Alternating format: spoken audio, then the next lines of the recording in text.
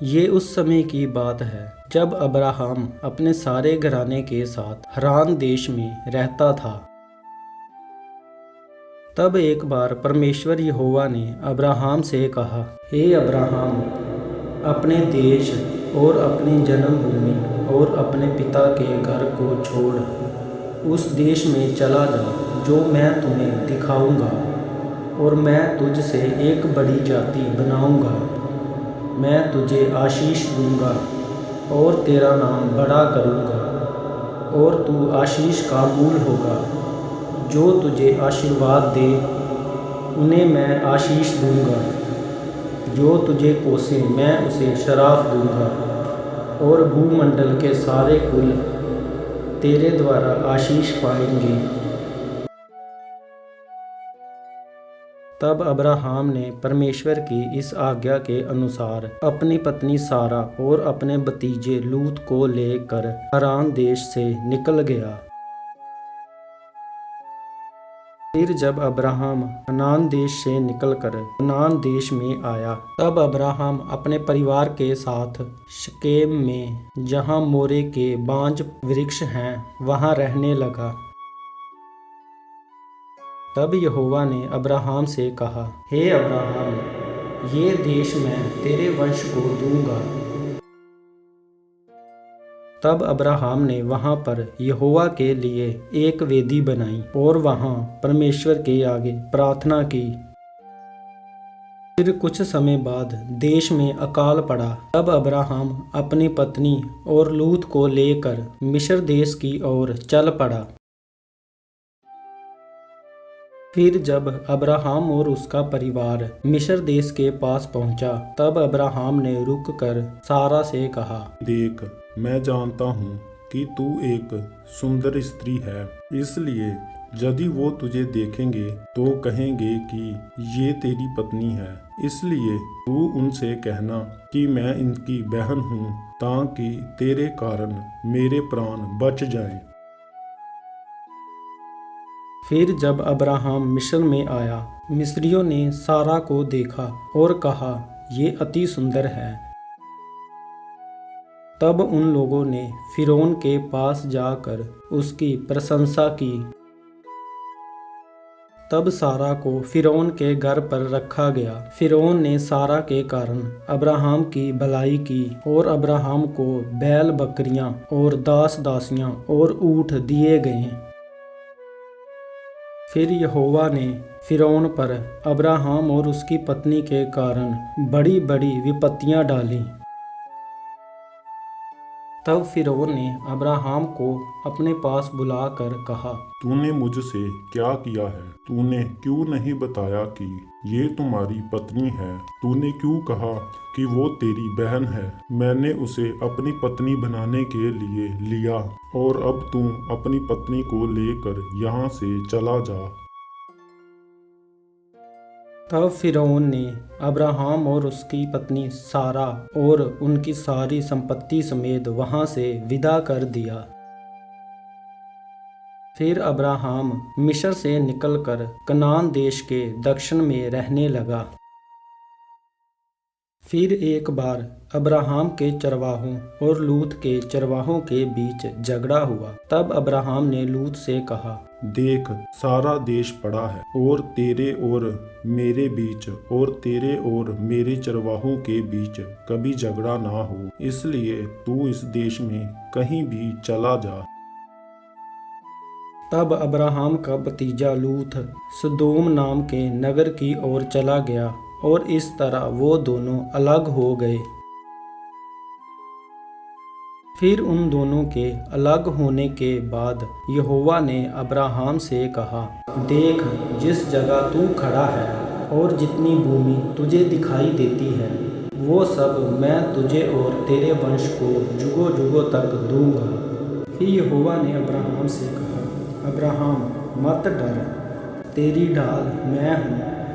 तब अब्राहम ने यहोवा से कहा, हे मेरे यहोवा, मैं तो निर्वंश हूँ, मुझे तो तूने वंश नहीं दिया। मुझे लगता है कि मेरे घर में उत्पन्न हुआ ही मेरा वंश होगा। तब यहोवा ने कहा, आकाश की ओर देख और इन तारों को गिन, क्या तू इन तारों को गिन सकता है? तेरा वंश ऐसा ही होगा। फिर अब्राहम ने यहोवा की बातों पर विश्वास किया और वहां से चला गया।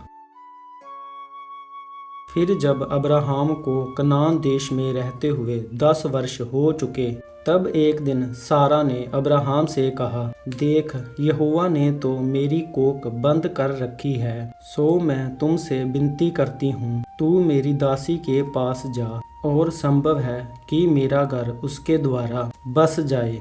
तब सारा की ये बात अब्राहम ने मान ली। तब सारा ने अपनी मिस्री दासी हजिरा को अपने पति अब्राहम को दिया कि वह उसकी पत्नी हो जाए। फिर कुछ समय बाद हजिरा गर्भवती हुई। जब उसने जाना कि वह गर्भवती है, तब वो अपनी स्वामिनी सारा को तुच्छ समझने लगी।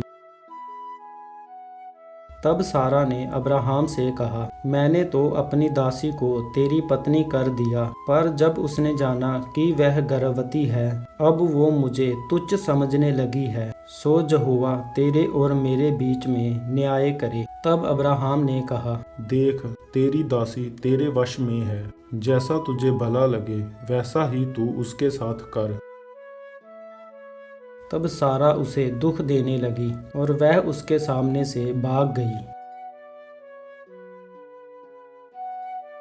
तब यहोवा के एक दूत ने हजिरा को दर्शन देकर हजिरा से कहा, हे हजिरा, तू अपने स्वामी के पास वापस लौट जा, क्योंकि यहोवा ने तेरे दुख के हाल को सुन लिया है, और यहोवा तेरे वंश को बहुत बढ़ाएगा। तू गर्भवती है और तू एक पुत्र जनेगी, उसका नाम तू इश्माएल रखना। तब हजिरा वापस आ गई। फिर उसने एक पुत्र को जन्म दिया और उन्होंने उसका नाम इस्माएल रखा। फिर जब अब्राहम 99 वर्ष का हो गया, तब यहोवा ने अब्राहम से कहा, मैं सर्वशक्तिमान ईश्वर हूँ, मेरी उपस्थिति में चल और सिद्ध होता जा। देख, मेरी वाचा तेरे साथ बंधी रहेगी, इसलिए तू जातियों के समूह का मूल पिता हो जाएगा, और तेरे वंश में राजा उत्पन्न होंगे। मैं तेरे साथ और तेरे वंश के साथ जुगों जुग रहूँगा, और मैं तेरा और तेरे बाद तेरे वंश का भी परमेश्वर रहूँगा। तू भी मेरे साथ बांधी हुई वाचा का पालन करना। तू और तेरे बाद भी तेरा वंश पीढ़ी पीढ़ी तक उसकी वाचा का पालन करे। तेरी पत्नी जो सारा है, मैं उसे आशीष दूंगा, और वो एक पुत्र को जन्म देगी, और मैं उसे आशीष दूंगा कि वो जाति जाति की मूल माता हो जाएगी, और उसके वंश में राजा उत्पन्न होंगे।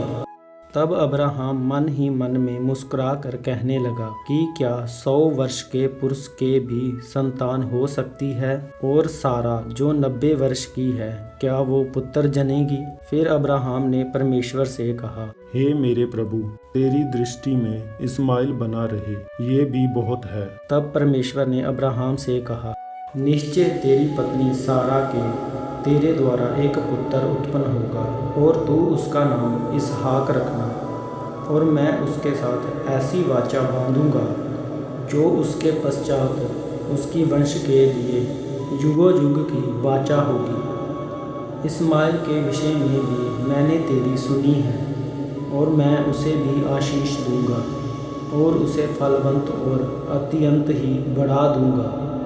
मैं उसके द्वारा एक बड़ी जाति बनाऊंगा, पर मैं अपनी वाचा इसहाक ही के साथ बांधूंगा, जो सारा के अगले वर्ष इसी समय पर उत्पन्न होगा।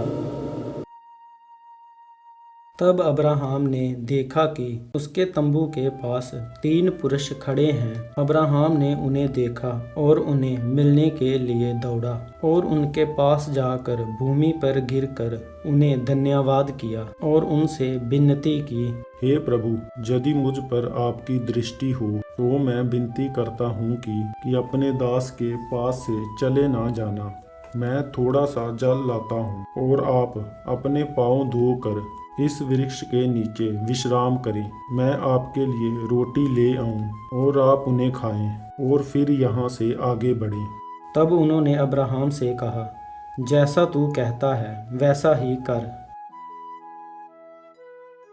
तब अब्राहम ने उन्हें खाना खिलाया और वह खाना खाने लगे। तब उन्होंने अब्राहम से पूछा, तेरी पत्नी जो सारा है वो कहाँ है? तब अब्राहम ने कहा, वह तो तंबू में है। फिर उनमें से एक पुरुष ने कहा, मैं बसंत ऋतु में तेरे पास फिर से आऊंगा, तब तेरी पत्नी सारा के एक पुत्र उत्पन्न होगा। तब सारा तंबू के द्वार पर जो अब्राहम के पीछे था ये सब कुछ सुन रही थी। तब सारा मन ही मन में हंसकर कहने लगी, मैं तो बूढ़ी हूँ और मेरा पति भी बूढ़ा है, क्या ऐसा हो सकता है? तब उन्होंने कहा, सारा ये सुनकर क्यों हंसी और क्यों कहा कि क्या मेरे पुत्र उत्पन्न होगा?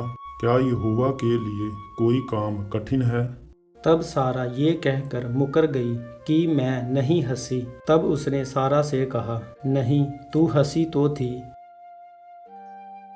फिर खाना खाने के बाद वह पुरुष वहां से चलकर सदोम नामक नगर की ओर चले गए और अब्राहम उन्हें विदा करने के लिए उनके संग संग चला। फिर कुछ समय बाद अब्राहम वहां से चलकर दक्खन में करार देश में रहने लगा। वहां भी अब्राहम ने लोगों से कहा कि सारा मेरी बहन है, जिसके कारण वहां के राजा अबीमेलेक ने सारा को अपने महल में बुलवा लिया। तब यहोवा ने अबीमेलेक के स्वप्न में आकर अबीमेलेक से कहा, जो स्त्री को तूने रख लिया है उसके कारण तू मर जाएगा, क्योंकि वह सुहागन है। तब अबीमेलेक ने कहा, हे प्रभु, मैं निर्दोष हूँ। उसी ने स्वयं मुझसे कहा है कि वह मेरी बहन है, और उस स्त्री ने भी खुद कहा है कि वह मेरा भाई है। मैंने तो अपने मन की सच्चाई और खराई से ये काम किया। तब परमेश्वर यहोवा ने कहा, हाँ, मैं भी जानता हूँ कि तूने अपनी मन की खराई से ये काम किया है, इसलिए मैंने तुझे रोक भी रखा कि तू मेरे विरुद्ध पाप ना करे। इसी कारण मैंने तुझे उसको छूने ना दिया। और अब तू उसकी पत्नी को उसे फेर दे, क्योंकि वो एक नबी है और वो तेरे लिए प्रार्थना करेगा और तू जीता रहेगा। पर यदि तू उसको ना फेर दे तो तू ये जान ले कि तू और तेरे जितने भी लोग हैं सब निश्चय ही मर जाएंगे। तब सुबह उठ के अबीमेलेक ने अब्राहम को बुलाया और अब्राहम से कहा, तूने मुझसे झूठ क्यों बोला कि सारा तेरी बहन है? अब मेरा सारा देश तेरे सामने है। तू अपनी पत्नी को ले और जहाँ चाहे वहाँ चला जा। तब अब्राहम ने प्रार्थना की और उसकी पत्नी तथा दासियां चंगी हो गईं, क्योंकि यहोवा ने अब्राहम की पत्नी सारा के कारण अबीमेलेक के घर की सारी स्त्रियों की कोख को बंद कर दिया था। और फिर कुछ समय बाद यहोवा के वचन के अनुसार सारा गर्भवती हुई और उसके बुढ़ापे में एक पुत्र उत्पन्न हुआ, और अब्राहम ने अपने उस पुत्र का नाम इसहाक रखा। आज की वीडियो में इतना ही। यदि आपको हमारी वीडियोज़ अच्छी लगती हैं तो वीडियो को लाइक और चैनल को सब्सक्राइब करना ना भूलें। मिलते हैं नेक्स्ट वीडियो में।